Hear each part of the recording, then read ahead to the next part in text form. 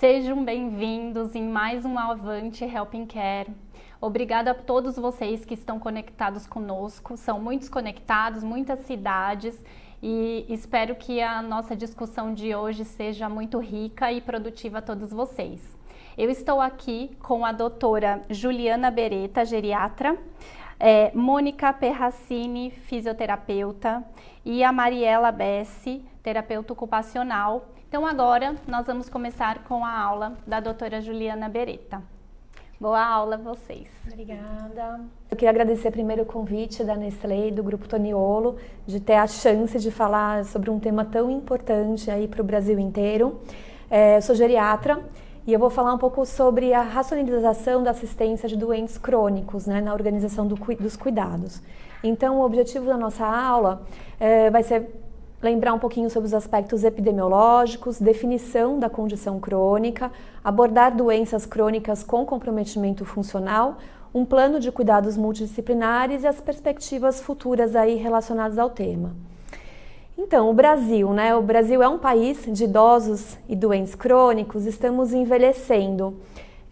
Por que estamos envelhecendo? Então, a partir da década de 40, mais ou menos, a gente teve um aumento na nossa taxa média de crescimento populacional anual, que foi esse boom deu aproximadamente até a década de 70. Então, a população que está envelhecendo agora, entrando nos 60 a 65 anos, veio desse aumento aí do crescimento populacional. A partir da década de 70, a gente viu aqui um decréscimo do crescimento populacional anual, tá? Dessa taxa de crescimento, principalmente devido à queda da fecundidade, as pessoas passaram a ter menos filhos. Além disso, né, com a prevenção de doenças através das vacinas, o acesso ao diagnóstico precoce, tratamentos mais avançados, as pessoas começaram a viver mais. Então, por esse motivo, estamos envelhecendo. Eu trouxe um gráfico aqui que mostra que, na verdade, a gente fala muito de expectativa de vida ao nascer, mas à medida que vamos envelhecendo, a gente tem mais chance de atingir idades maiores. O que eu quero dizer com isso? Esse gráfico aqui é de 2015. Então, em 2015, uma mulher que nascia, ela tinha uma expectativa de vida ao nascer de 79 anos. Quando ela chega aqui, nos 70 anos, a expectativa dela não é mais de 79 anos, ela tem uma expectativa de viver até os 86 anos de idade. Então, à medida que vamos envelhecendo e passando pelas principais causas de mortalidade de cada faixa etária, a gente tem mais chance de viver mais. E como estamos envelhecendo, né? Como é que vai ser esse nosso perfil de envelhecimento? Eu trouxe esse trabalho que ele pontua um pouquinho sobre o nosso envelhecimento de acordo com o nosso perfil funcional e de dependência. Foi um trabalho realizado em 2000, esse gráfico aqui é de mulheres aqui da cidade de São Paulo. E a gente, estudando esse gráfico, a gente repara que na faixa cinza escura a gente tem uma expectativa de vida livre de incapacidade funcional. Na cinza média, a gente encontra uma expectativa de vida com incapacidade funcional, porém, essa incapacidade não gerando nenhum tipo de dependência. E na linha cinza clara, a gente já repara numa expectativa de vida com incapacidade funcional e algum grau de dependência para as ABVDs, que são as atividades básicas de vida diária. Então, a gente observa aqui que à medida que a gente vai envelhecendo dos 60, 70 e 80 anos, eu aumento a minha parcela de pessoas que vão viver com algum grau de incapacidade funcional e de dependência. Então, o nosso envelhecimento ele vem acompanhado, sim, de uma necessidade para assistência das atividades básicas de vida diária. Outro dado que eu acho muito interessante a gente falar são os anos de vida com incapacidades, né? Então, eu trouxe aqui, esse cálculo mais ou menos ele é pensado, ele é calculado, né? Os principais protagonistas desse cálculo são a nossa expectativa de vida frente a uma mortalidade precoce e a nossa vida frente a uma incapacidade. Então, eu tenho aqui algumas doenças crônicas e o quanto que elas geram de uma expectativa de vida com incapacidade. Então, doenças mentais, as doenças oncológicas, doenças cardiocirculatórias, elas são responsáveis por anos de vidas com incapacidade. E falando um pouco, né, a gente falou um pouquinho de envelhecimento, falando um pouco de doença crônica. qual que é a definição de uma condição crônica, né? A condição crônica de saúde do adulto, ela é expressa por características como permanência, um quadro irreversível, gerando uma incapacidade residual, incurável, degenerativa e de longa duração. E quais são as consequências desse cenário, né? Referem-se a modificações físicas, sociais, psicológicas, incapacidades, mudanças no estilo de vida e necessidade de adaptação e enfrentamento. Eu acho que essa última sentença aqui, necessidade de adaptação e enfrentamento, é o que a gente está discutindo aqui hoje, né? O quanto que o nosso serviço de saúde, a nossa equipe de saúde multidisciplinar vai ter que se adaptar a esse novo panorama, esse novo perfil de um país com doentes crônicos e envelhecidos. Trouxe aqui alguns exemplos de doenças crônicas. Claro, como geriatra eu vou falar um pouquinho de demência, né, que é responsável aí hoje a gente... ao redor de 40% das pessoas com mais de 80 anos vão ter algum tipo de comprometimento cognitivo, gerando algum grau de dependência no seu dia a dia. Trago aqui outras doenças, né? Insuficiência cardíaca, doença pulmonar obstrutiva crônica, sequelas de acidente vascular cerebral, sequelas de acidentes terrestres, né? Então, o politrauma, ele gera um grande número de doentes crônicos para o nosso serviço de saúde. E eu trago também aqui um novo olhar sobre a assistência à saúde. Eu coloquei até aqui em destaque que são doentes pós-cuidados de assistência em saúde. Então hoje, como a nossa tecnologia está aumentando em termos de diagnóstico, em termos de medidas invasivas para manter o suporte de vida, a gente acaba vendo condições decorrentes disso. Então eu vou trazer um exemplo para a gente pensar um pouco melhor. Vamos imaginar um paciente com uma doença pulmonar obstrutiva crônica, que vive em casa, com o oxigênio dele já contínuo, já é dependente de oxigênio, tem uma exacerbação do quadro, apresenta uma pneumonia, é internado com um quadro grave, vai para a UTI, submetido a uma intubação. E aí as consequências disso, né? Uma traqueostomia, uma polineuropatia do doente crítico, gerando um indivíduo diferente do que ele se apresentou, talvez, do ponto de vista funcional. E nós vamos ter que saber lidar com esse indivíduo crônico, com algumas incapacidades e saber como que vamos lidar com ele nesse pós-hospitalar. Como que a gente pensa, né, falando em termos de organização de cuidados? Existe uma tríade que a gente fala muito, que é o paciente certo, no local certo e no tempo certo. O que quer dizer isso? Quando a gente direciona um paciente crônico para um melhor modelo de assistência, para um melhor local para ele ser cuidado por uma equipe multidisciplinar, a gente tem que pensar se esse paciente está indo para o lugar certo. Se aquele lugar vai gerar as condições apropriadas para prover todo o cuidado que ele precisa. E esse tempo certo que eu coloco aqui, na verdade, é o tempo certo da decisão da equipe em direcioná-lo para esse local adequado e o tempo certo de permanência desse paciente no local adequado. Hoje em dia, como a gente foi criado com o conceito de um modelo hospitalocêntrico aqui no Brasil, entende-se, a população geral entende-se que o hospital terciário é o melhor lugar para se cuidar de um doente crônico. E hoje a gente já sabe que não. Né, que o hospital ele tem um papel nas medidas diagnósticas, nas medidas mais intensivas, mas que um doente crônico ele tem perspectiva de ser manejado em outros contextos. Eu não consigo falar para vocês de organização de cuidados de um paciente crônico se eu não falar de um conceito que chama transição de cuidados. É um conceito mais fundamentado fora do Brasil, em países como Austrália, Estados Unidos, Espanha. Aqui a gente está falando cada vez mais desse modelo de assistência, então eu trouxe para vocês a definição. Transição de cuidados é um modelo de assistência em saúde, tá? Que envolve todo o processo de mudança do paciente de um cenário de cuidados a outro, com a finalidade de manter a integridade das informações relacionadas ao histórico de saúde e estipular planos de cuidado do paciente e evitar desfechos desfavoráveis. Então, vou trazer um exemplo. Vamos supor que eu tenho um paciente que está internado no hospital, e a minha possibilidade de cuidados para ele pós-hospitalar seria num residencial de idosos, por exemplo, porque ele é um paciente que tem uma demência, internou por um quadro que não trouxe tantas sequelas, tantos comprometimentos funcionais, ele irá para um residencial de idosos. esse processo, né, da transferência do cenário hospitalar para um cenário de residencial, essa arte se chama transição de cuidados.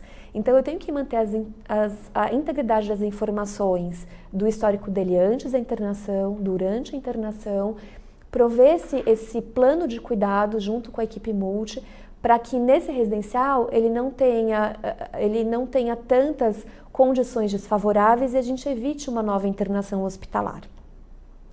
No que é pautado esse modelo? Então, tem 4 domínios de qualidade. Então, são informações fidedignas, preparação do paciente, familiares e cuidadores ainda no modelo de assistência original, tá? Apoio ao autocuidado do paciente quando isso é possível e capacitação dos doentes para afirmar objetivos e preferências quando esse paciente pode participar desse modelo de cuidado. É imprescindível que quando a gente se planeje o plano de cuidados no pós-alta, por exemplo, a equipe multidisciplinar, ela se converse, ela decida junta sobre as prioridades de cada caso.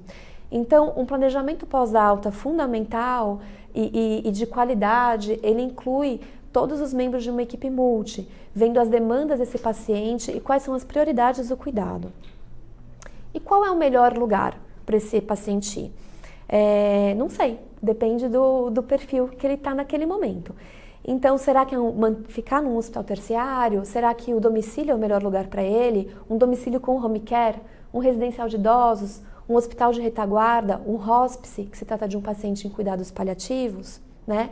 Então, vamos trazer aqui um exemplo, né? Vamos, por exemplo, falar de um paciente que sofreu um trauma raquimedular, que está tetraplégico, usando uma gastrostomia, usando uma traqueostomia. Será que o domicílio é o melhor lugar para esse paciente? Será que eu não vou ter que dispor de muitos recursos para eu conseguir dar uma assistência para ele? Né? Qual que é a minha perspectiva de reabilitação desse indivíduo? Qual que é o meu plano de cuidados? Então, pautando no plano, eu consigo entender qual que é o melhor lugar para ele. E dentro desse contexto, aqui no Brasil, está crescendo o diálogo em relação às unidades de pós-agudo, que já é um diálogo que acontece lá fora, que são unidades em que esses pacientes, após uma internação, acabam sendo direcionadas para fazer um período de reabilitação e então ou retornar para o seu domicílio ou retornar para algum outro lugar, uma assistência de origem. Vamos exemplificar, por exemplo, um paciente, um idoso que estava em casa, era funcional, cai e sofre uma fratura de fêmur. Né? Lá fora, nos Estados Unidos, isso é muito comum. Esse idoso, do pós-4º dia de internação hospitalar, ele vai para uma unidade de pós-agudos para fazer a reabilitação com uma fisioterapia intensiva, diária, e devolver esse paciente para o domicílio o mais próximo do seu estado basal, o mais reabilitado possível. Então, coloquei aqui em destaque a questão da unidade de pós-agudos, que é algo que está crescendo e eu acho que vale a pena a gente discutir sobre isso por mais vezes, tá? Então, quando eu penso em organização do cuidado, eu penso num equilíbrio que tem que estar muito bem estruturado entre paciente e ambiente. Quando a gente olha para o paciente, a gente tem que entender o objetivo daquele cuidado. Qual que é a minha expectativa de cuidado, o meu planejamento, uma expectativa de prognóstico desse paciente daqui para frente. Quais são as demandas clínicas? Quais são os riscos dele? Né? Quais são as expectativas do paciente? Qual que é o entendimento dele em relação ao quadro clínico que ele se encontra e qual que é a esperança que ele tem em relação a uma reabilitação, uma relação a uma manifestação de função? E quais são as expectativas da família?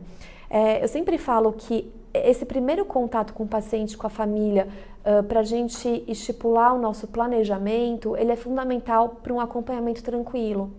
A gente combina, né? A gente combina o que será feito, quais são os nossos desafios, o que pode acontecer de intercorrência, o que a equipe pode ajudar naquele processo.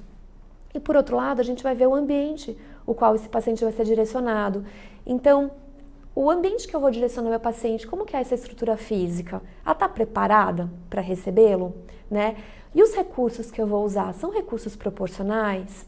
E quando eu falo de recursos proporcionais, seriam para mais ou para menos, né? Então, de repente, um paciente que tem baixa complexidade do ponto de vista de cuidados, ele não deve estar num lugar de alta complexidade, porque são recursos extras, são recursos que não vão atender aquele perfil de paciente naquele momento, né? A minha equipe, ela é uma equipe capacitada? Ela está entendendo quais são as demandas daquele caso?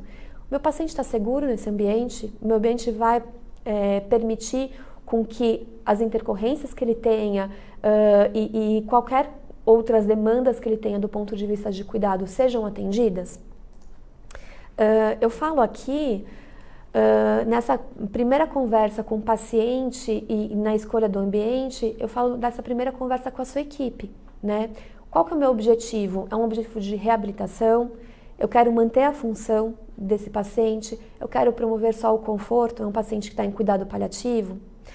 Como que a minha equipe pode atuar em eventos que eu posso prevenir? Então vamos trazer um exemplo de um pós-AVC, por exemplo, que for com uma disfagia. Então é um paciente que tem risco de ter pneumonias por broncoaspiração.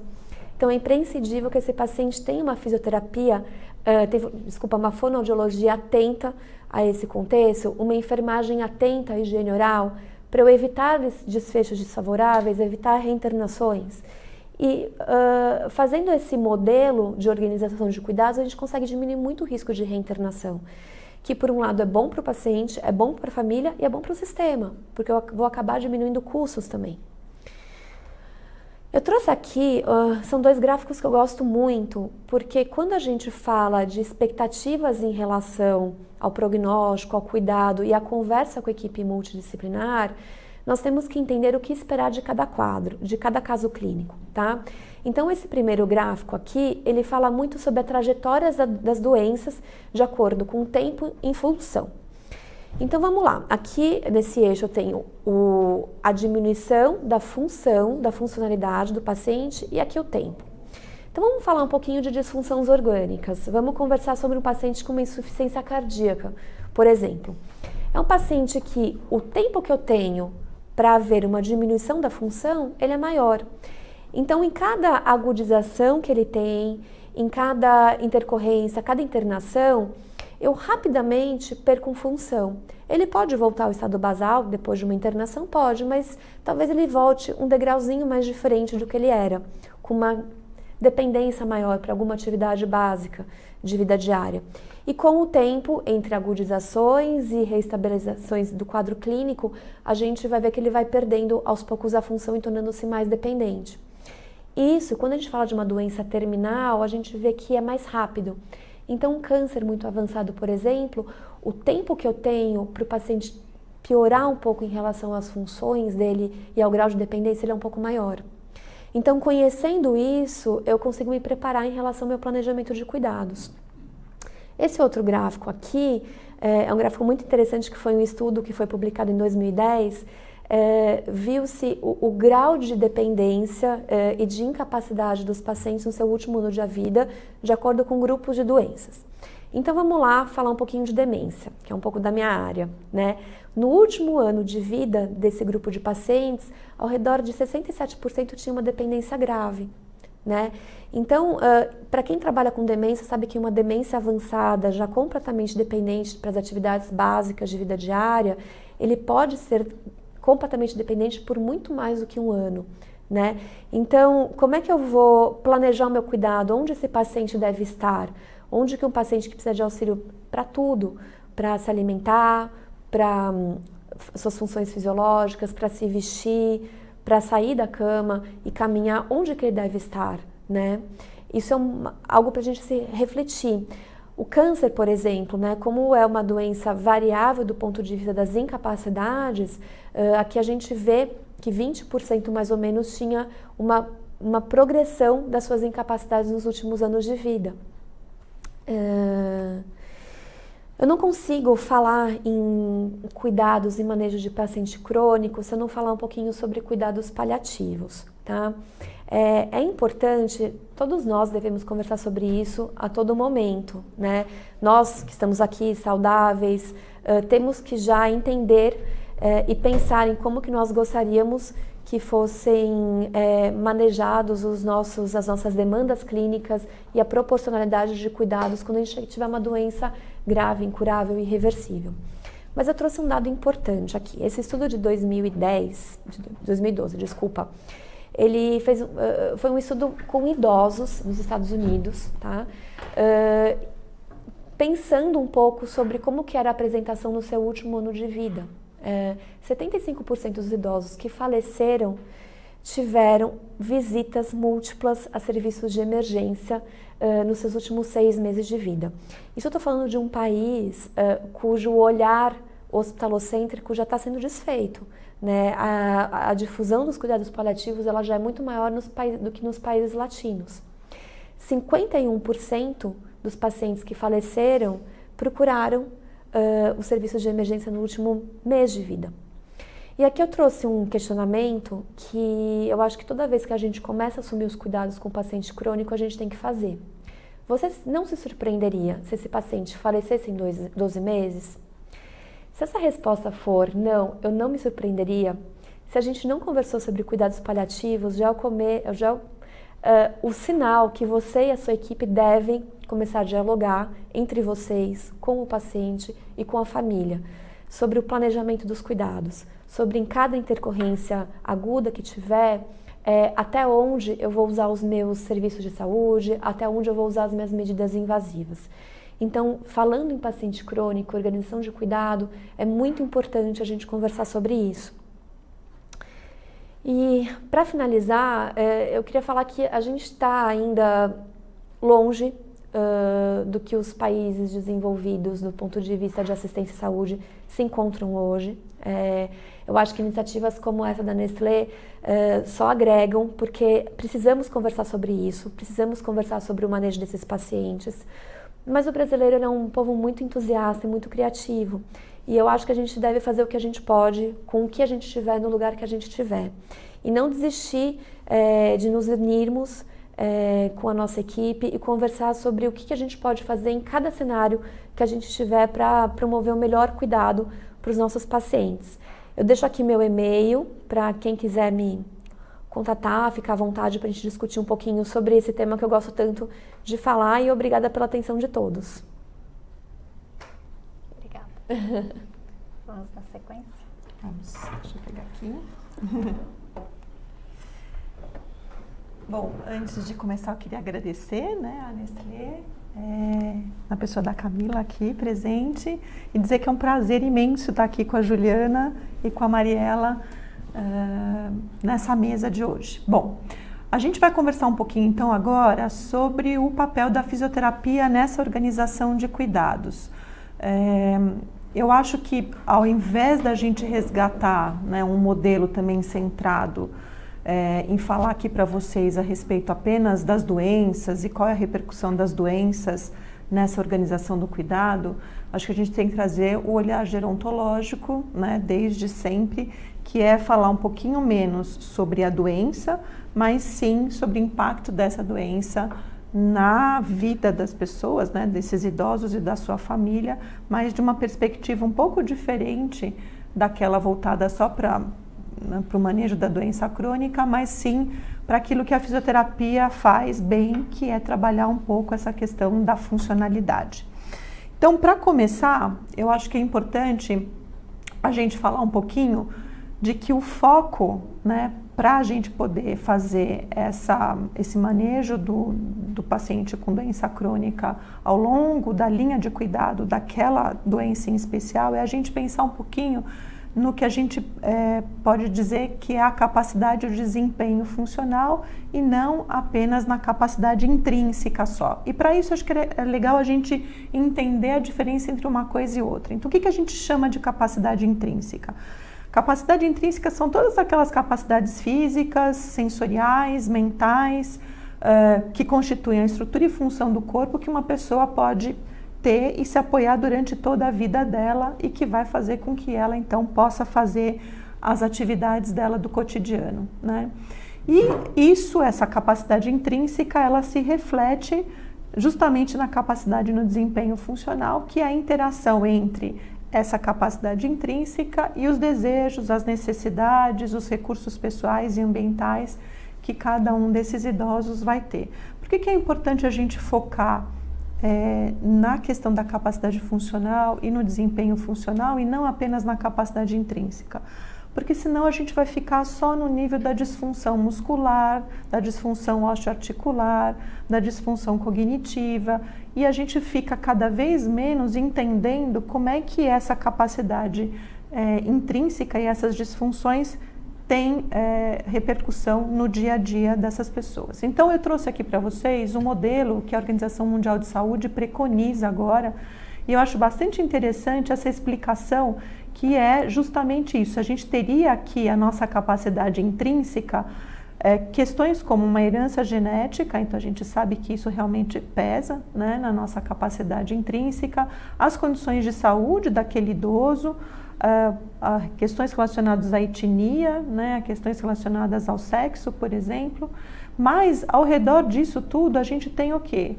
O ambiente onde essa pessoa está inserida, os desejos, as necessidades, aquilo que ela tem de estímulo para fazer no dia a dia dela, como é que ela observa e como é que ela se sente fazendo algumas atividades.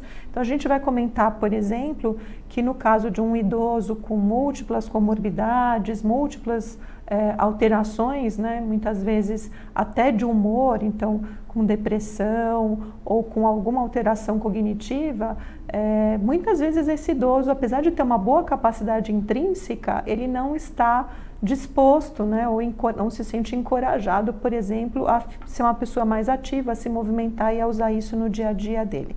Então, por isso que é importante a gente fazer essa distinção entre a capacidade intrínseca e a capacidade funcional e o desempenho funcional.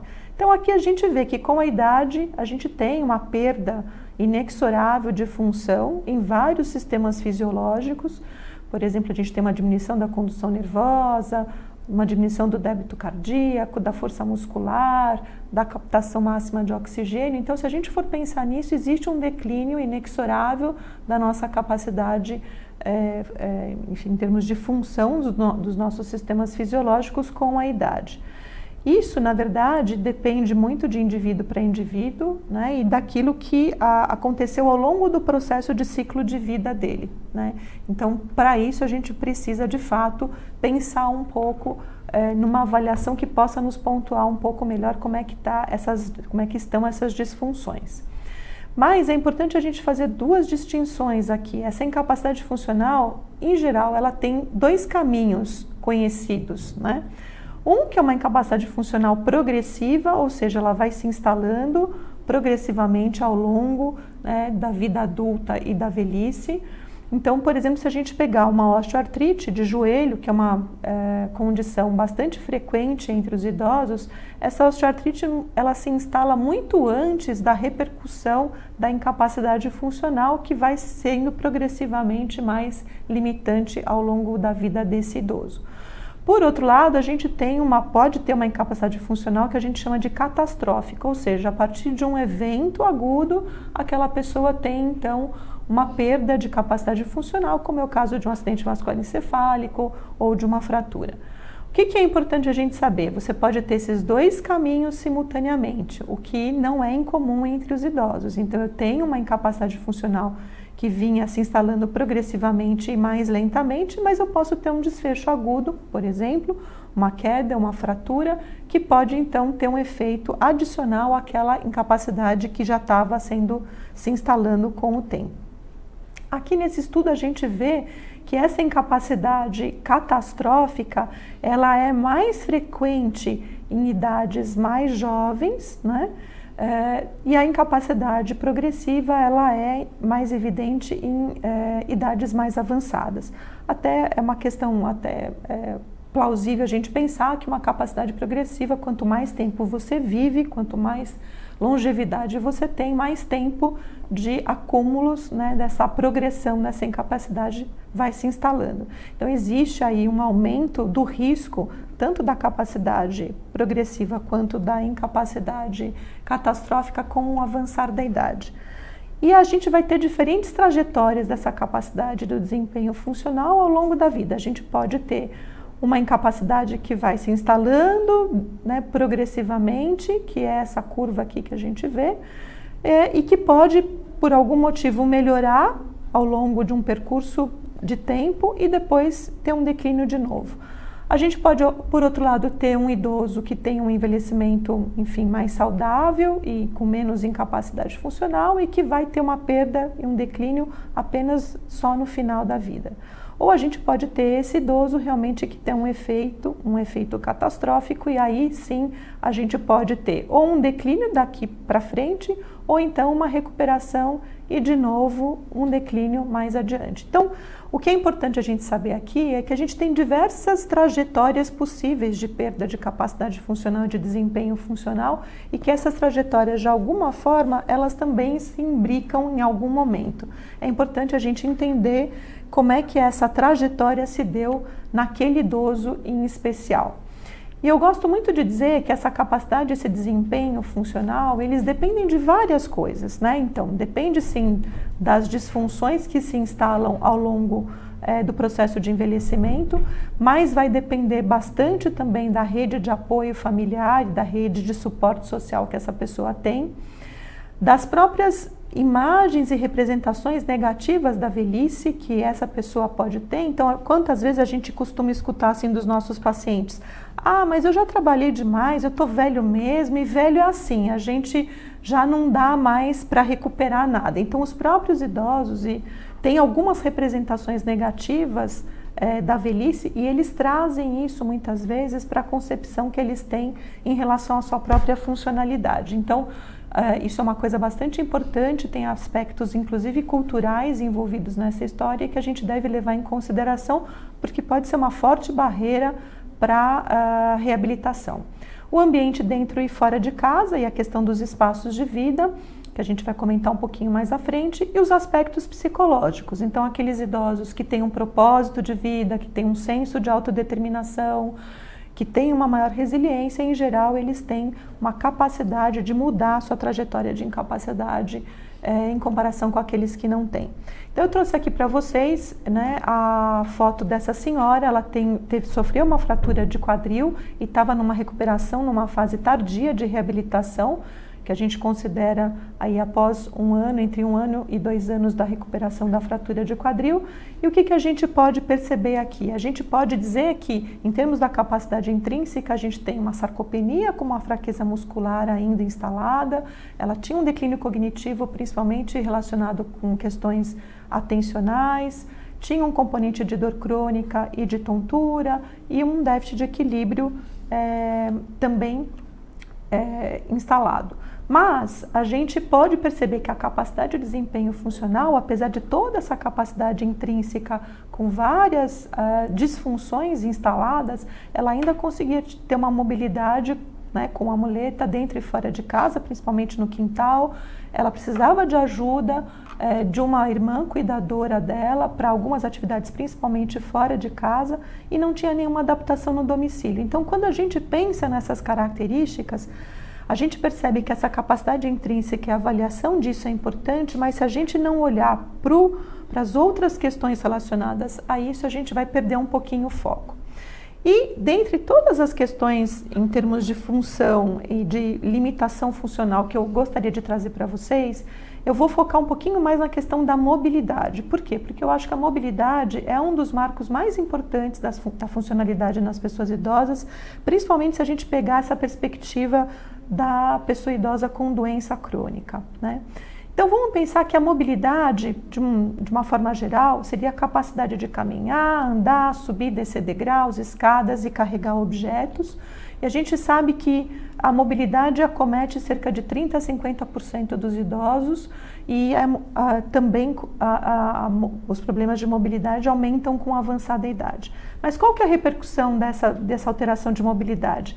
É que essa pessoa passa, então, a ter um menor engajamento social, a ficar mais restrita dentro de casa, ambientes onde ela pode ter uma sensação de segurança maior, né? E isso acaba limitando muito o convívio dela social. Então, aqui eu trouxe para vocês o que a gente chama de modelo cônico de mobilidade e espaço de vida. Então, a gente começaria aqui embaixo, a pessoa dentro de ambientes da sua própria casa, por exemplo, no seu próprio quarto, na sala, e depois outros espaços da casa, espaços fora de casa, na vizinhança, espaços mais distantes, até que a gente pudesse ter essa pessoa circulando em vários espaços de vida. E a gente tem comprometimentos que podem ser de ordem financeira, psicológica, ambiental, física, cognitiva, que podem limitar a capacidade dessa pessoa a ela ocupar outros espaços de vida. Então isso é uma coisa importante para a gente pensar. Por que meu paciente, será que ele sai muito pouco de casa? Por que será que, apesar de toda a insistência, né, da fisioterapia, da família, esse paciente continua ainda muito restrito ao ambiente domiciliar? Então a gente precisa entender quais são essas barreiras para poder atuar em relação a isso também. Então aqui eu listei para vocês quais são esses fatores. Claro, fatores ambientais existem, mas também fatores sociais e socioeconômicos. Às vezes esses idosos não se sentem seguros fora de casa, eles dependem de um cuidador, e esse cuidador muitas vezes não existe, né? Um cuidador pago, profissional, que pode estar com ele o tempo inteiro. Também depende um pouco dessa capacidade físico-funcional, que a gente vai conversar um pouquinho mais para frente, e questões cognitivas e psicológicas, como a gente já falou. Então, a mobilidade, principalmente o caminhar e o andar, ela depende de uma série de sistemas fisiológicos do nosso organismo, né, e que precisam estar íntegros para que você possa caminhar com segurança. Então, se eu tenho um idoso que tem um comprometimento cardiorrespiratório, ele pode não ter um condicionamento aeróbico suficiente para que ele ande até a praça que fica perto da casa dele.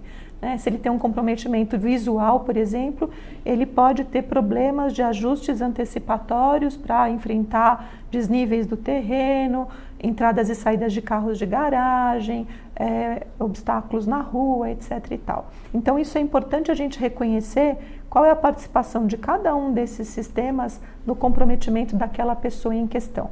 E como é que a gente, de uma forma mais simples, mede essa capacidade de caminhar e de andar? Uma das medidas e desfechos mais importantes que a gente tem na nossa área de gerontologia é a velocidade habitual de marcha, que a gente sabe que existe um declínio dessa velocidade com o processo de envelhecimento, tanto em homens quanto em mulheres, e que a velocidade de marcha, vamos dizer assim, o ponto de corte que seria o mais adequado para a gente ver isso seria 1 metro por segundo, que seria aquele que separa pessoas com alguma alteração de marcha das pessoas que não têm alteração de marcha. Então aqui o que a gente vê é justamente esse conceito, que é o conceito de bradipedia, que é uma velocidade de marcha num nível bastante lento, que seria aquela pessoa que anda com uma velocidade de 0,6 metros por segundo. E a gente pode perceber aqui em azul que essa bradipedia realmente ela aumenta bastante com o avançar da idade, sendo que aos 85 anos a gente tem uma prevalência aí ao redor de quase 40%.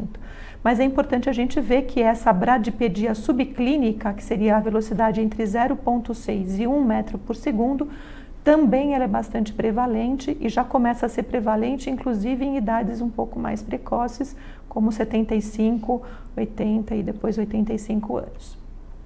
E a que se associa a isso? Então, esse estudo foi feito, feito um acompanhamento no Estudo Fibra, aqui em São Paulo, e a gente viu que aqueles idosos com bradipedia são idosos que tomam mais medicamentos, que têm um número de doenças crônicas, né, em média maior, que tem um declínio, né, da cognição, que tem uma alteração dos sintomas depressivos, tem medo de cair e tem uma alteração da força muscular. Então a gente pode ver que todas essas variáveis foram diferentes para esse grupo aqui que tem bradipedia. Então são questões que a gente precisa de fato avaliar quando a gente pensa nisso.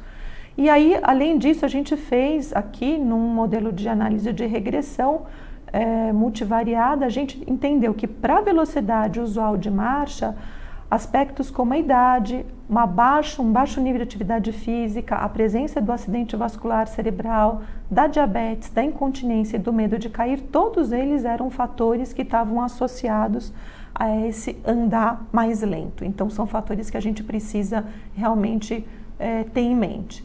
Então, quais são os marcadores de declínio da mobilidade que a gente observa em estudos, né?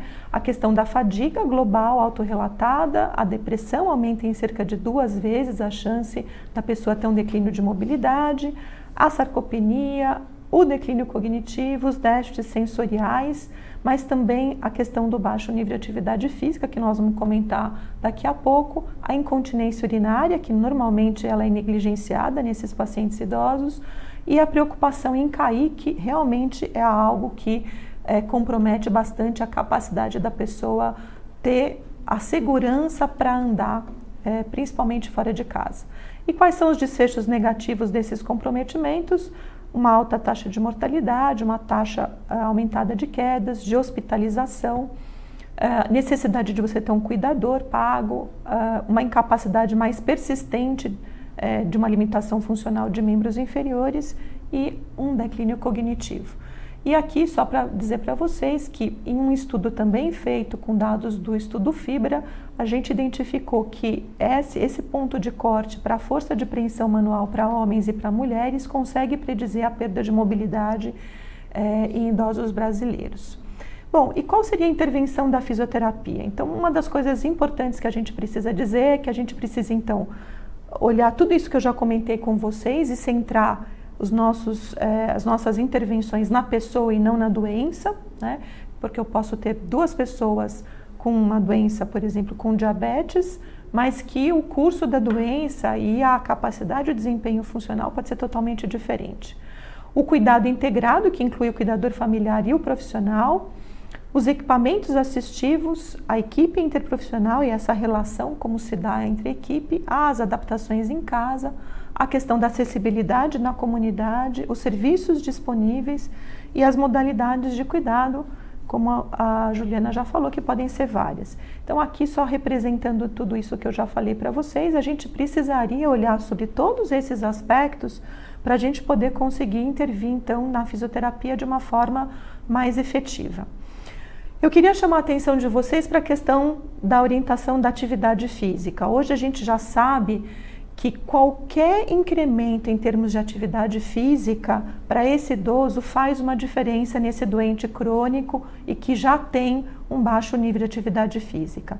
Então, o que a gente preconiza? Aumentar devagar o tempo e a intensidade dessa atividade física, considerar períodos pequenos de 10 minutos de atividade intercalados durante o dia, começar com atividades de uma intensidade mais leve e, se for possível, progredir. Principalmente incorporar essas atividades no dia a dia da pessoa, naquilo que ela já faz, né? E muitas vezes a gente pensa, né, em vamos sair para caminhar ou vamos fazer algum exercício específico. Não, vamos usar aquilo que ela já faz, por exemplo, ficar de pé, lavar uma louça na pia ou sentar e levantar do sofá durante o intervalo da novela, enfim, coisas que a gente pode incorporar na prática do dia a dia. E eu queria chamar uma atenção de vocês aqui que a fragilidade não é uma contraindicação para esse aumento da atividade física. E uma outra coisa que a gente precisa levar muito em consideração é a questão do comportamento sedentário. A gente tem quase 70% dos idosos passando em média 8 horas e meia por dia sentados ou deitados, e isso vai para 10 horas por dia em idosos frágeis. Então, você combater, na verdade, ou reduzir ao máximo esse comportamento sedentário é uma das tarefas importantes do fisioterapeuta. Então, diminuir esse tempo sentado, fazendo interrupções durante o dia, levantando, andando dentro de casa ou ficando só de pé. E, para isso, a gente precisa entender quais são as barreiras e os facilitadores para que esse comportamento sedentário possa ser diminuído. E as principais barreiras que são identificadas são 80% dos idosos se queixam de dor, então o manejo da dor crônica precisa ser bastante efetivo. 56% se queixam de insegurança para caminhar ou para fazer essas atividades, ou para sair da posição sentada ou deitada. Muitos têm medo de se lesionar com algum tipo de movimento inadequado e alguns se queixam de doenças limitantes que trazem algumas queixas que podem alterar o seu dia a dia.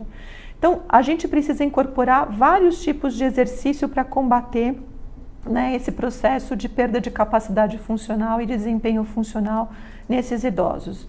Os exercícios resistidos e de potência, os aeróbicos, pensando em 10 minutos, os exercícios de equilíbrio e os exercícios de caminhar de uma forma geral. Eu não vou entrar em detalhes sobre a questão dos exercícios resistidos, porque eles, enfim, estão propagados de forma ampla na literatura, mas o que eu quero dizer para vocês é que para você treinar força muscular, você precisa colocar carga, né? E essa carga tem que ser progressiva. Então, lembrando que 70% a 80% de uma repetição máxima em 10 repetições é aquilo que a gente deseja alcançar mesmo para idosos frágeis. E aí a gente vai, então, adequando isso ao longo do tempo. Então, outra coisa importante que a gente precisa incorporar é a questão da marcha com dupla tarefa, para a gente poder trabalhar um pouquinho a questão da mobilidade e cognição ao mesmo tempo. Então, por exemplo, andar fazendo uma tarefa cognitiva ou motora e andar carregando objetos são coisas que a gente precisa fazer no nosso dia a dia. Uma coisa importante que o fisioterapeuta pode calcular é o custo dessa dupla tarefa para que você possa ter uma meta. Então, como a gente faz isso? A gente pode usar um teste funcional, que é o Time Up and Go. A gente pode fazer o Time Up and Go, né, que é aquele teste de você sentado, andar 3 metros, virar, voltar e sentar de novo, e você cronometra esse tempo, e a gente pede para a pessoa fazer esse Time Up and Go sem nada, né, ele simplesmente levantando, andando e voltando, e depois a gente pode pedir para ele fazer o Time Up and Go fazendo uma tarefa cognitiva associada, como por exemplo falar nomes de animais. E aí o que a gente faz a gente usa o Time Up and Go cognitivo menos o Time Up and Go que ele fez sem a dupla tarefa, divide por esse Time Up and Go sem a dupla tarefa, multiplica por 100 e a gente tem o custo que representa adicionar uma tarefa cognitiva à mobilidade. Isso é muito importante porque indica uma reserva cognitiva motora para esse idoso e que pode ser trabalhada pelo fisioterapeuta. Em relação aos dispositivos de auxílio à marcha, é importante que a gente faça uma prescrição adequada, então identifique as necessidades, avalie as características para a gente poder realmente intervir. Então, a medida correta, ela é importante, então a gente mede da apófise estiloide da una até o chão e faz a prescrição desse dispositivo de acordo com as necessidades de cada paciente, né? É importante a gente envolver o cuidador nesse plano terapêutico para que ele possa apoiar e dar suporte para tudo isso, senão a gente não consegue, de fato, ser efetivo no nosso dia a dia. Então, era isso que eu queria comentar com vocês e fico depois à disposição. Obrigada. Pode seguir.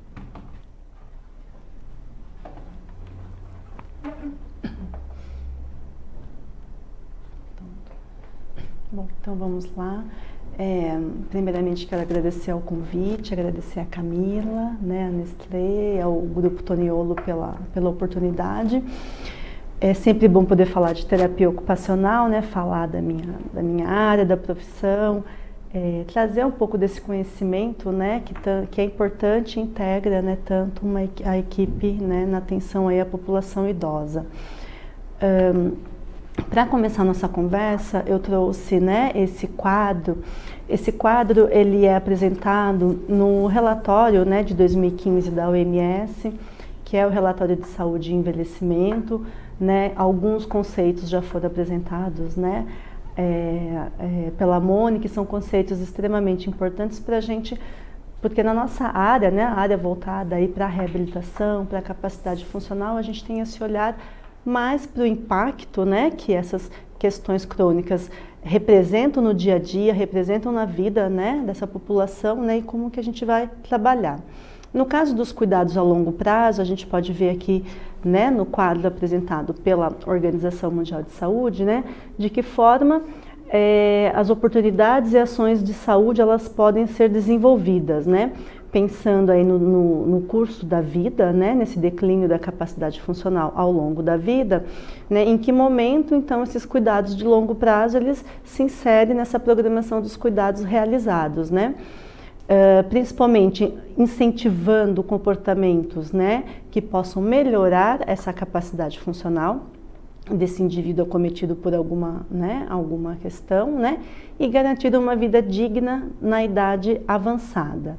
Sempre com esse objetivo de maximizar a capacidade funcional, né? Então é potencializar aquela capacidade funcional, né, residual, aquela capacidade funcional que o nosso idoso apresenta, construindo e mantendo aí a capacidade intrínseca já bem apresentada, né, pela Mônica, né, e uma questão que é extremamente importante, que é permitir, né, que alguém mesmo com uma diminuição da sua capacidade funcional, faça coisas importantes, né, para ele, para ela no seu dia a dia, coisas importantes, coisas significativas, né, que agreguem, né, uma satisfação com as atividades que ele realiza no dia a dia.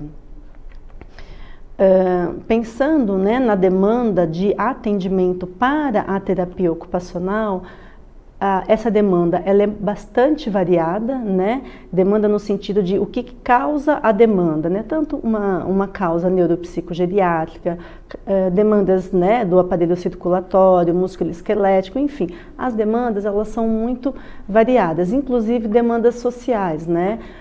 Uma institucionalização, um processo de aposentadoria, uma mudança de domicílio. Então a gente está falando daquele idoso que por alguma questão precisa ir morar com um familiar, né? Então a rotina dele é modificada, então necessariamente você pode ter uma alteração também dessa capacidade funcional, dessa dificuldade de realizar suas atividades do dia a dia, até por uma questão social, né? Porque é um domicílio diferente, é num outro espaço, num ambiente que ele não conhece, né? Que ele não tem esse domínio, esse conhecimento desse ambiente, onde a rotina que ele tinha no outro espaço, ela vai ter que ser administrada, organizada com a rotina de outras pessoas, né? Então essas mudanças podem trazer insegurança, podem trazer, né, medo, e isso levar também a algumas questões que precisam ser trabalhadas na terapia ocupacional. E é do que exatamente, especificamente eu estou falando? Desse desempenho ocupacional, porque é exatamente nesse aspecto que o profissional de terapia ocupacional vai focar. O que significa isso? É como o indivíduo realiza as suas atividades no dia a dia. Se ele está satisfeito com a realização dessas atividades, o que foi que ele deixou de realizar ao longo da vida, né, com essa perda da capacidade funcional, ou após algum evento, né, traumático, né, que pode ser uma queda, que deixou com alguma sequela, alguma limitação. Então, o terapeuta ocupacional, após essa avaliação, o objetivo vai ser ou manter, né, essa capacidade funcional, restaurar ou melhorar, né, focando no desempenho ocupacional. Isso é importante dizer porque há sempre uma dúvida quando a gente vai treinar, principalmente um cuidador, né? Qual é a atividade que o cuidador vai fazer pelo idoso ou para o idoso? E parece que não, mas isso tem uma diferença muito grande. Quando eu falo de desempenho ocupacional, por exemplo, o ato do banho, né? Atividade de autocuidado, né? Uma atividade básica de vida diária, pensando no banho. Dentro dessa atividade maior que é o banho, que etapa o idoso consegue fazer sozinho? Talvez é o indivíduo que precise tomar banho sentado, porque ele tem uma alteração de equilíbrio, ele tem uma perda de força muscular ou uma artrose de joelho, ele vai ter que fazer uma adaptação nesse momento do banho. Mas dessa atividade, ele tem independência para se higienizar da cintura para cima, por exemplo, da cintura para baixo, nos membros inferiores, ele precisa da ajuda do cuidador. O que acontece na maioria das vezes, o que é que a gente observa no dia a dia? É o cuidador fazendo toda a atividade, né, no lugar do idoso, mesmo aquele indivíduo tendo condições de realizar alguma etapa, né, daquele processo. Ou porque é mais rápido, né, o cuidador sente-se mais seguro, com medo que ocorra algum acidente com esse idoso, ou até mesmo por um comodismo. E aí, nesse momento, que a gente tem uma antecipação de um estado de dependência que talvez nunca ocorresse, né? Então, é aquele idoso que poderia ajudar em alguma etapa daquela atividade, ele acaba não ajudando porque tem alguém fazendo por ele no momento que não precisasse, né? Que não teria necessidade de ser realizado. Então, o terapeuta ocupacional, ele avalia a realização de todas as atividades, né, que fazem parte do dia a dia desse indivíduo, dessas atividades, quais ele consegue fazer com segurança, com independência, quais precisam ser realizadas com uma certa alteração, alguma adaptação e orientação a essa família, né, e esse cuidador. Sempre com o objetivo de mantê-lo independente a maior parte do tempo possível, né? Mesmo pensando em um idoso que possa já estar num estado de um quadro demencial avançado, que possa estar numa situação de uma mobilidade mais reduzida, ou até mesmo acamado, né? Mas que consiga talvez alimentar-se sozinho, então você tem alguém que vai preparar a alimentação, que vai preparar esse prato, mas que alguma etapa dessa refeição ele vai conseguir ajudar nesse momento.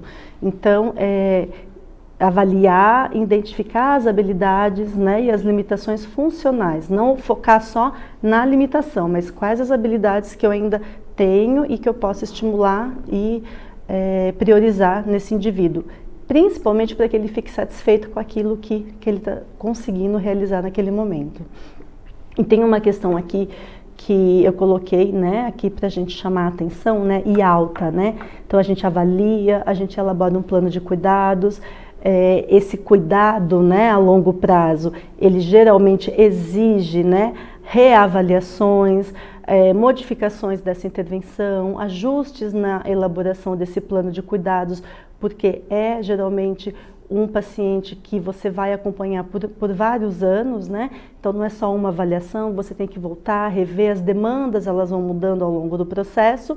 E a alta é uma questão que às vezes não é uma alta, ele vem para esse processo junto com o profissional, mas é alguém que talvez não receba uma alta, né, ao longo desse processo, ou sim, né? E isso é importante de trabalhar, principalmente com a família, com esse cuidador que já vem com essa expectativa, né, de começo, meio, fim, né, quando que esse processo vai terminar. Só que a gente está falando de algo mais a longo prazo, né, durante toda essa fase.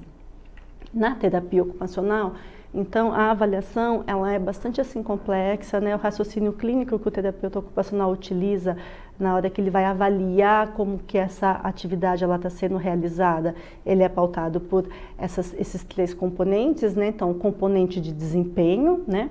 Então tem as questões sensoriais, tem alteração sensorial, alteração motora, alteração cognitiva, né? As áreas de desempenho envolvidas, né, nesse processo, que são as atividades básicas de vida diária, as atividades instrumentais de vida diária, as atividades de trabalho. A gente tem hoje uma população idosa, né, que está no mercado de trabalho, e também as atividades de lazer. Então as básicas, né, voltadas aí para as atividades de autocuidado, né, banho, alimentação, vestuário.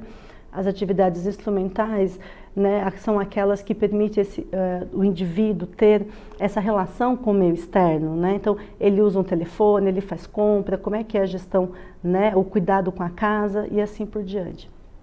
E o contexto, onde essas atividades são realizadas, né? É na casa, né? Que ambiente físico é esse que ele está inserido, né? Que espaço físico, espaço social, espaço cultural que ele está inserido. Que idade, né? A gente está falando de idoso, parece, né? Idade, não. Eu estou falando de um idoso de 60 anos, de 70, de 80, de 90, né? Dentro aí, né, desse escopo tão grande aí da população idosa que está envelhecendo cada vez mais, e a proporção de idosos longevos tem aumentado, de centenários, né? Tem aumentado muito dentro, né, de 60 até acima de 100 anos. Então, em que momento, né, desse processo de envelhecimento esse indivíduo se encontra, né? Quais são, né, as limitações, quais são as possibilidades que a gente tem para trabalhar com esse idoso. E o importante aí são várias avaliações, mas que elas sejam conectadas, né, entre si, e que haja aí uma relação, né? Então, eu vou avaliar uma atividade básica de vida diária, ele tem condição de tomar banho sozinho? Né? A questão sensorial, a sensação de quente, se aquela água na hora do banho ela está muito quente, se aquela água está fria, quais os cuidados e as adaptações no dia a dia que a gente vai propor para, por exemplo, ampliar a segurança desse indivíduo, né? Então, e além disso, há 2 conceitos que a gente trabalha bastante na área de envelhecimento, e que para, né, os profissionais que atuam há muito tempo são conceitos que estão assim, fazem parte, né, do nosso dia a dia, mas que são conceitos que precisam ser sempre revisitados, porque no dia a dia isso gera uma série de confusões e conflitos, principalmente nesse indivíduo que a gente atende de cuidados a longo prazo. Por quê? Independência, quando a gente fala de independência, a gente está falando de alguém que tem a capacidade de realizar suas atividades com seus próprios meios físicos, né? É uma questão que depende da mobilidade, depende do indivíduo, então, de tomar banho sozinho, porque ele tem condições físicas, motoras para realizar, por exemplo, a atividade do banho sozinho. O que acaba gerando um pouco de confusão e termos sendo utilizados de uma forma como sinônimos é se utilizar o termo independência e autonomia, né, como se fossem sinônimos.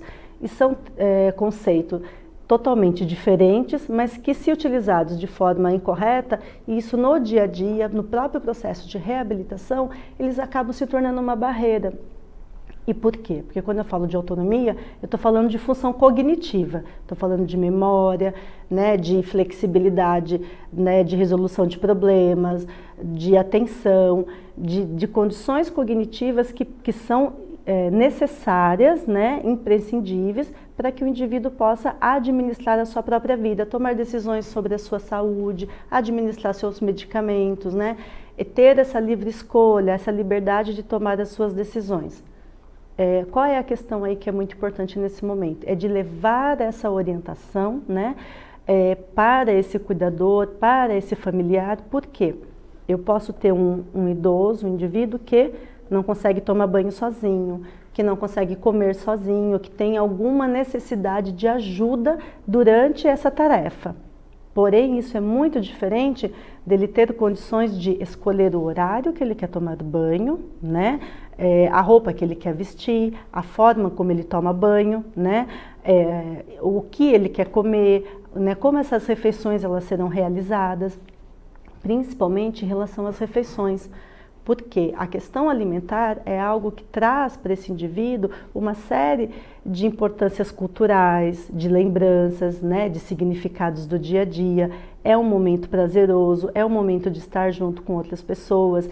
Então ela não pode ser vista apenas como um mero ato de se alimentar, né, para a manutenção da vida, mas é um momento que tem que ser prazeroso, é um momento que tem que ser, que ele se sinta satisfeito em realizar. Então, se você não dá para esse indivíduo a possibilidade de escolha, mesmo ele tendo essa condição de escolher, você tira uma independência, né, que ele tinha de gerir a tua própria vida, né, de controlar, administrar a sua própria vida, que pode levar, né, a um quadro de depressão, de desmotivação, de apatia, de desinteresse pelas outras questões do dia a dia. Então, quando eu falo, o indivíduo ele é independente, o indivíduo ele tem autonomia, são conceitos diferentes. Por exemplo, eu tenho um indivíduo que começa a apresentar um quadro demencial, né? Ele geralmente ainda tem as suas funções físicas e motoras preservadas, mas aí ao contrário, aí você tem um prejuízo da cognição. Então, ele precisa ser supervisionado para não se colocar numa situação de risco, né, de confundir alimentos, de misturar uma alimentação com medicação, porque ele já não tem, ele vai perdendo, né, ao longo do processo da evolução da doença, essa capacidade de administrar a sua própria vida, né? Então, são situações diferentes que precisam ser, a gente precisa estar muito atento, principalmente nós profissionais, para orientar a família, orientar o cuidador, né, nessas duas questões tão importantes. E aí, pensando nisso, nas abordagens, né, abordagem específica aí da terapia ocupacional, né? Então, dentro de todas as demandas, né, dessa população idosa, há várias abordagens que podem ser realizadas pelo terapeuta ocupacional, né, desde o treino das atividades de vida diária, né, como que eu vou trabalhar então com esse idoso para que ele consiga continuar, né, realizando suas atividades de vida diária, então maximizar, né, essa capacidade funcional dele, né, enfim, com as suas características, né, atuais. Talvez eu vou precisar fazer algumas adaptações ambientais, eu vou mostrar algumas imagens para vocês, ou utilizar alguns equipamentos de tecnologia assistiva que eu também vou mostrar para vocês. Junto com todas essas atividades, é possível fazer tanto a estimulação e reabilitação cognitiva durante todo esse processo. Então, quando eu estou treinando uma atividade de vida diária, por exemplo, como a alimentação, eu posso utilizar junto numa atividade de alimentação, trabalhar aspectos do momento, né, do dia a dia. A gente está no período de festa junina, de final de ano, então assim, é trabalhar a terapia de orientação para a realidade daquilo que está acontecendo no dia a dia, junto com o treino de uma atividade específica, por exemplo, associar essas situações, né? E fazendo isso, né, há uma abordagem que é bastante interessante que a terapia ocupacional se utiliza nesse momento, que é observar então esse indivíduo funcionando nesse espaço, né, como que ele interage nesse ambiente onde ele está inserido, né, e propiciar que esse ambiente possibilite que esse desempenho ocupacional seja realizado da melhor forma possível, né, avaliar se esse ambiente apresenta barreiras, né, que impossibilite essa realização das atividades do dia a dia, né. Para isso, a gente pode seguir um modelo de acessibilidade. Esse modelo, né, ele tem algumas etapas, né, então é conhecer então as características desse usuário, né, nessa avaliação que a gente realiza, as características dessa moradia, né, pensando no caso de adaptações ambientais, filtrar as reais necessidades de assistência, algo bastante importante que a Juliana falou na primeira aula, né? Será que toda a tecnologia que eu tenho disponível nesse momento é necessária, né, para esse idoso? Será que o excesso, às vezes você tem acesso a uma série de coisas que naquele momento você não precisa, e ao contrário também, de avaliar se há necessidade de um incremento de outros equipamentos e de outras possibilidades. Lógico, junto com a realidade dessa pessoa que você está atendendo, porque a gente também tem uma barreira financeira, às vezes, de arranjo familiar, né? Aquilo que é ideal, mas aquilo que é real, que a gente também, que é possível, né, de se colocar em prática naquele momento. Então, o acesso e disponibilidade desse equipamento, né? Pensando no acesso financeiro, por exemplo, se aquela tecnologia, se aquele equipamento realmente tem um atributo para prover essa acessibilidade. Isso é fundamental pensar, porque às vezes alguém utiliza, colocou barra de apoio no banheiro, então eu vou também colocar uma barra de apoio no banheiro, por exemplo. Mas se você não pensa em como colocar essa barra de apoio no banheiro, ela vai ser instalada da forma incorreta, né? Então, observar, né, esse ambiente, esse mobiliário, observar esse indivíduo realizando as atividades nesse ambiente, porque senão, qual que é o grande problema? Eu vou mostrar para vocês uma imagem de algumas adaptações que são corretas e às vezes são incorretas, né? Pensando sempre, então, na segurança, na acessibilidade e no conforto e estética nesse domicílio onde a gente vai fazer essas alterações. Tem uma imagem aqui que vocês podem observar. Aqui é de um idoso que foi feita uma adaptação, isso aqui é uma barra, né, de segurança, uma barra de apoio, que foi instalada da forma incorreta, sem a orientação de um profissional, né, numa altura que ficou difícil para esse indivíduo utilizar e acabou sendo utilizada como um varal no banheiro, né? E no momento que talvez pudesse haver ali um acidente, que ele escorregasse, na hora de pegar nessa barra para segurar, esses objetos com certeza iriam atrapalhar nesse momento um equipamento super importante, né? Então, pensar que essas modificações, elas precisam ser feitas da melhor forma possível, tendo essa interação entre a funcionalidade do indivíduo e o meio ambiente, né? E uma coisa importante, não deve haver impossibilidade da utilização desse espaço por outras pessoas, porque é um grande desafio, mas é algo extremamente importante. Eu vou adaptar o banheiro de um indivíduo, eu tenho que pensar em outras pessoas que frequentem esse imóvel, só o idoso pode morar, mas e quando ele recebe a visita de um neto? Será que ao adaptar para ele, eu não causo uma barreira para outras pessoas que, né? Então, tudo isso tem que ser pensado para que haja essa interação e essa possibilidade de uso por outras pessoas, né? Aqui só algumas orientações de formas que a gente pode fazer as adaptações, né, no ambiente domiciliar. E aqui alguns equipamentos, alguns exemplos de equipamentos de tecnologia assistiva que podem ser utilizados. Então, aqui são talheres que têm o cabo, né, com uma espessura maior, pensando aí num indivíduo que tem uma artrite reumatoide, que já tem uma alteração de amplitude de movimento, uma dificuldade de segurar no talher. Esse modelinho aqui de luva para banho é muito interessante, já pensando também num indivíduo que tem Parkinson, que também tem uma perda de força muscular, de equilíbrio, e que você possa permitir que em algum momento do banho ele consiga participar, né, dessa atividade, não perder esse contato com o próprio corpo e possibilitar isso a partir dessa luva que é feita com tecido de toalha de banho, né? Então isso dá um conforto, né, e ele consegue participar dessa tarefa. Aqui é muito interessante, está transparente, mas tem um aparador aqui em volta desse prato, né? Ele serve como um apoio também para o indivíduo que na hora da alimentação precisa apoiar o talher, né, para realizar a alimentação, né. Isso pensando também em alguém que tem um Parkinson, que tenha um tremor ou alguma alteração em membros superiores que não consiga fazer a movimentação, né, para colocar o alimento no talher. Né? E essa outra adaptação pensando em alguém que já tem que tem uma dependência maior, um paciente já acamado, mas que tem aí, né, tinha o hábito de ler algo que faz falta, que consegue, né, realizar a atividade. Então a ideia é essa, é pensar em adaptações, pensar em recursos que a gente consiga no dia a dia trazer um mínimo de independência, né, e de autonomia, né, para a nossa população idosa. Tá? Então é isso e obrigada. Obrigada.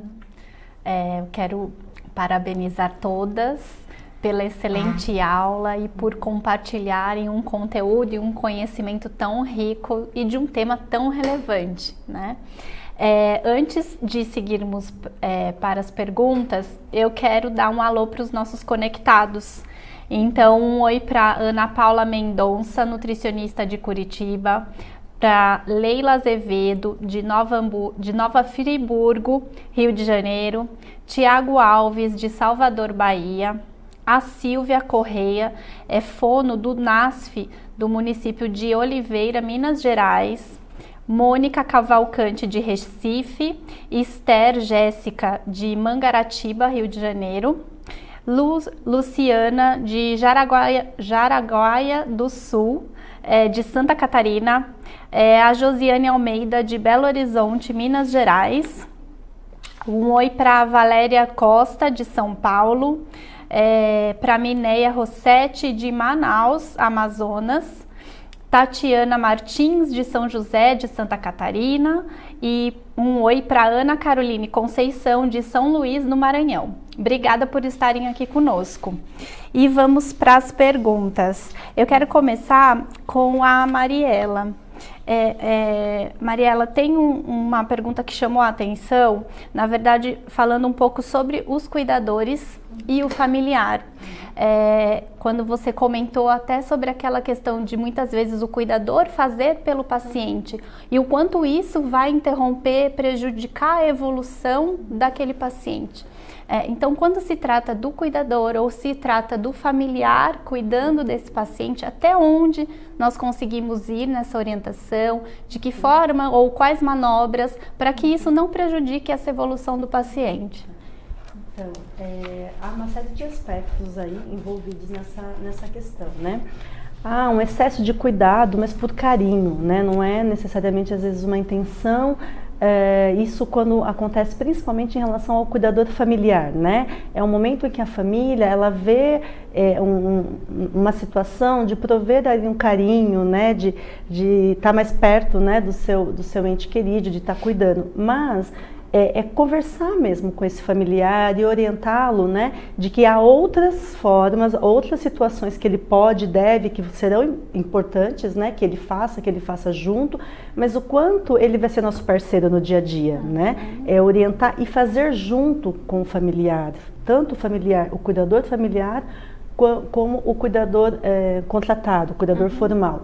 É importante fazer junto para que essas pessoas elas tenham segurança e confiança de que isso é possível de fazer. Porque às vezes a gente só passa a orientação e isso fica muito distante da realidade, né?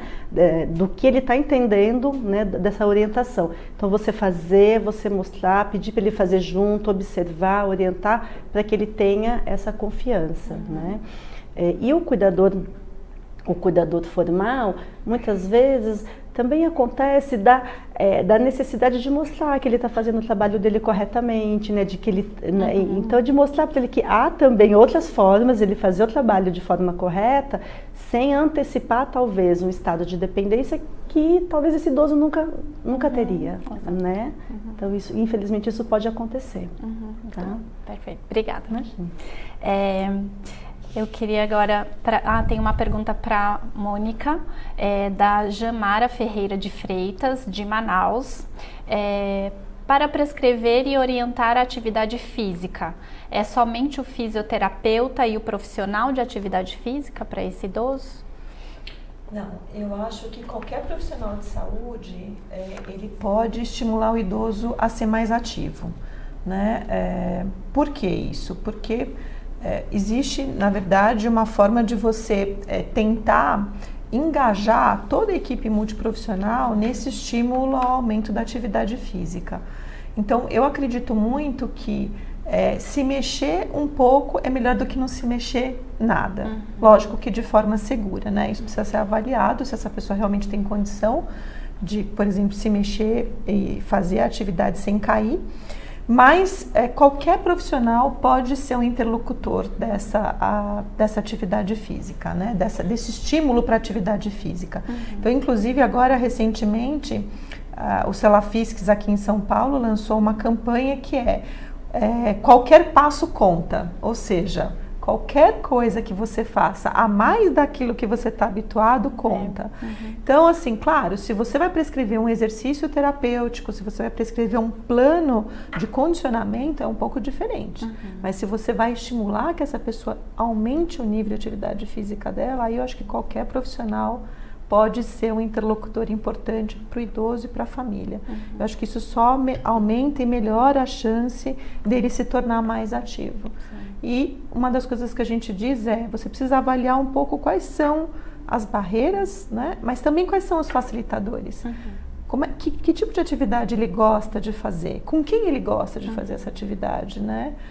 Eu gosto de andar no shopping com a minha filha. Ok, que dia que a sua filha pode? Ou se não for ser só sua filha, quem? Um neto, uma neta, um outro membro da família? Então, assim, a gente precisa contar com todo mundo que a gente tem nessa rede de suporte para aumentar essa atividade física. Porque uma das coisas que está muito bem colocada já é que aquele idoso que realmente se mexe muito pouco e fica muito tempo sentado, você pode fazer toda a fisioterapia do mundo, né? Que a repercussão disso funcionalmente vai ser muito pequena.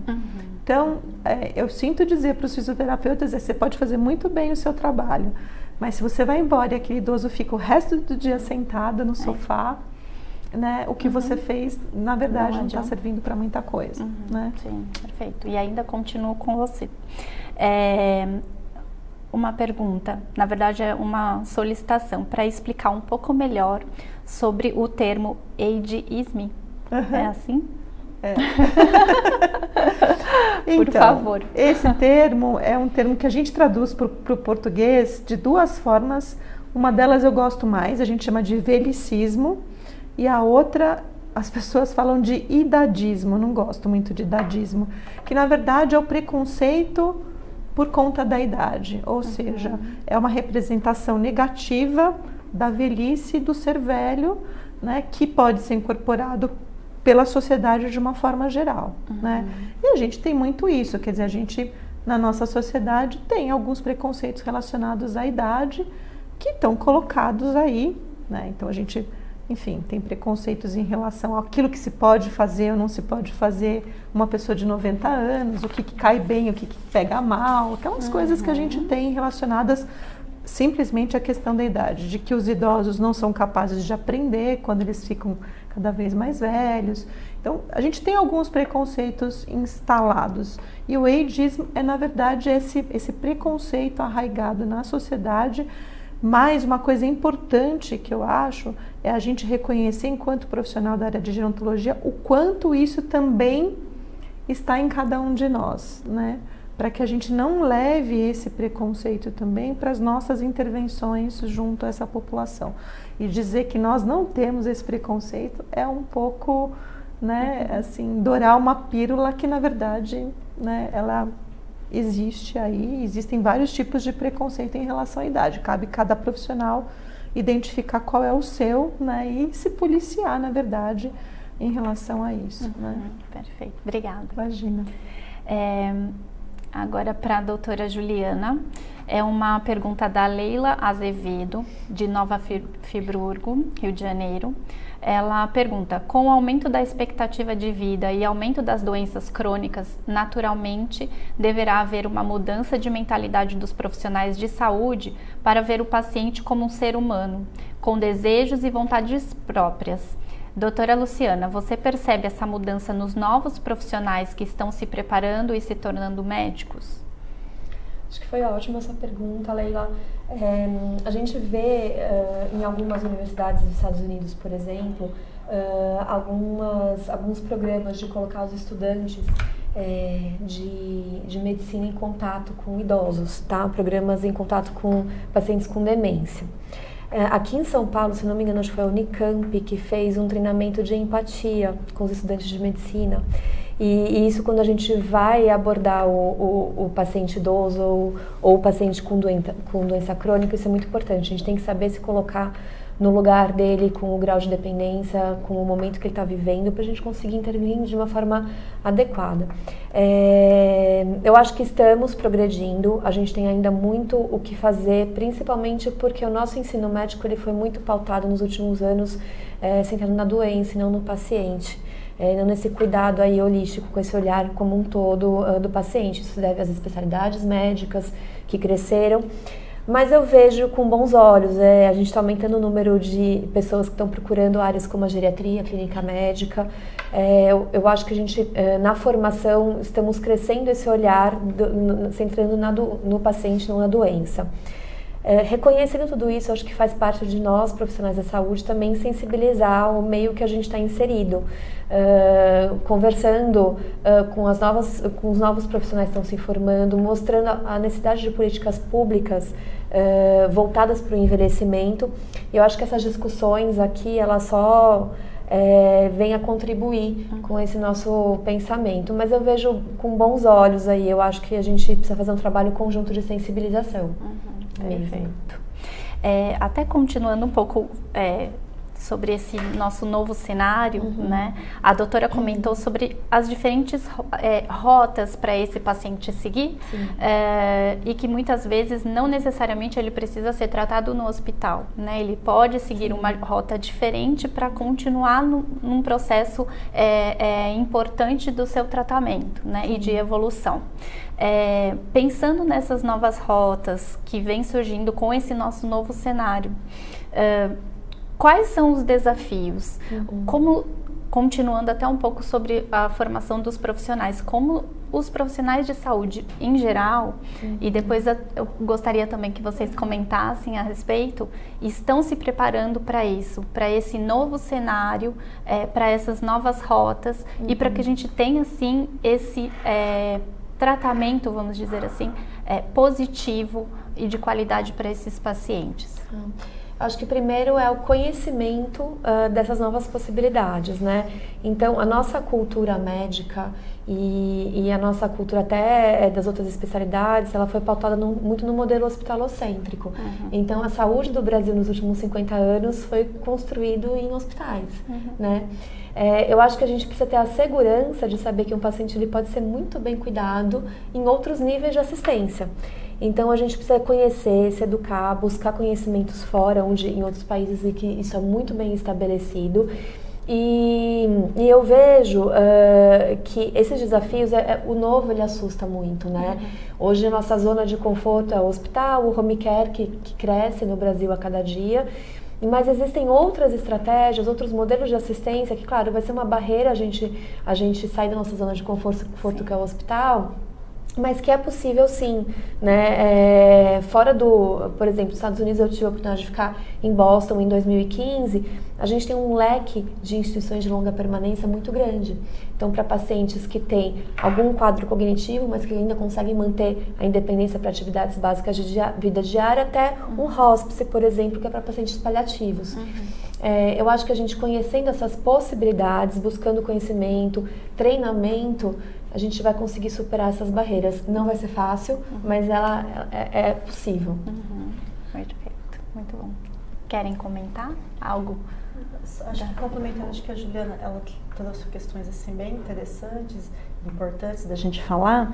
E principalmente, e até falando um pouco do que a Mônica disse sobre a questão do preconceito, é também vencer essas barreiras, né, do preconceito. Porque hoje você tem uma série de arranjos, né? Você tem um arranjo do idoso que mora sozinho, do idoso que, né, que vai para uma instituição de longa permanência, do idoso que vai ser cuidado, né, por um home care, com a família. Enfim, há uma série de situações, de possibilidades, de serviços disponíveis, e a gente olhar para essas novas possibilidades, né, principalmente de que elas estão adequadas para a demanda de cuidado daquele indivíduo nesse momento, né? Para a gente não cair na questão do preconceito. Aquele indivíduo mora sozinho porque está abandonado pela família. Aquele indivíduo foi institucionalizado porque também está abandonado pela família. E não é isso, né? Acho que são situações, são momentos, demandas diferentes que precisam ser abordadas em cada necessidade de cuidado. É quebrar essas barreiras, como a Juliana trouxe. E a gente até, acho que como a gente faz parte de uma sociedade latina, né, é muito difícil a gente enxergar.